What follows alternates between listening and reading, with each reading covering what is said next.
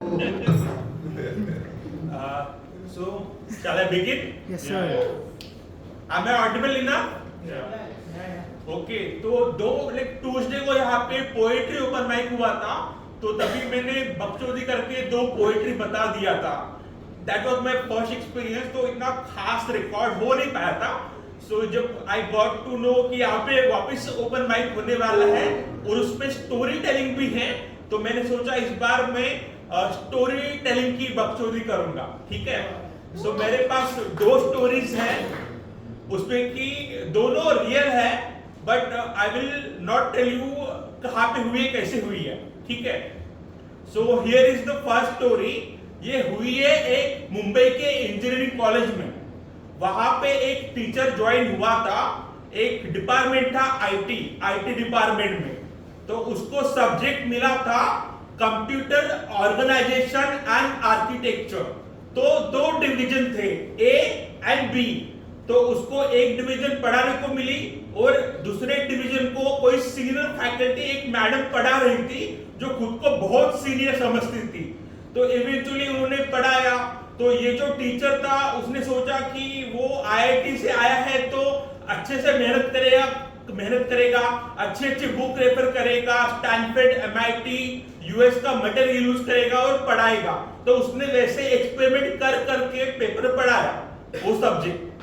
तो कुछ महीनों बाद टर्म टेस्ट 1 का वक्त आया. तो वो बंदा गया वो फैकल्टी के पास जो सीनियर थी और उसे पूछा रिस्पेक्टफुली, मैम टर्म टेस्ट 1 का पेपर आप सेट करोगे कि मैं सेट करूं? तो व्हाट डिड शी रिप्लाई? वो बोली नहीं, पेपर मैं सेट नहीं करूंगी, पेपर तुम ही सेट करो और मेरे डिवीजन के लिए भी जेरॉक्स मार के ला के दो. तो ऐसा उसने बोला. तो ये जो बंदा था वो बोला ठीक है. तो इस बंदे ने काफी quirky, unconventional, out of box term test 1 का पेपर सेट कर दिया और पेपर हो गया. तो अब मुझे पूछो कि पेपर की बात क्या हुआ. तो इस बंदे के क्लास के बच्चों ने अच्छे से परफॉर्म किया और ये जो मैम थी उसके क्लास के बच्चों की वाट लग गई, बैंड बज गई.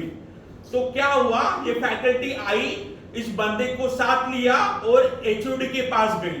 तो head of the department of IT in that engineering college, उसने ये बंदे को बोला, तुझे unconventional, out of box, quirky paper set करने को किसने बोला था? Don't you understand, students and their parents are our customers. वो हमको पैसा देते हैं, फीस देते हैं, तो हमें क्या करना है, उनको मार्क्स बांटने हैं. तो आपको इनोवेशन करने को परमिशन नहीं है. You can't do innovation in paper, question paper. Okay. तो इसके बाद से आप कभी भी in entire life question paper set नहीं करोगे. तो ये हुआ.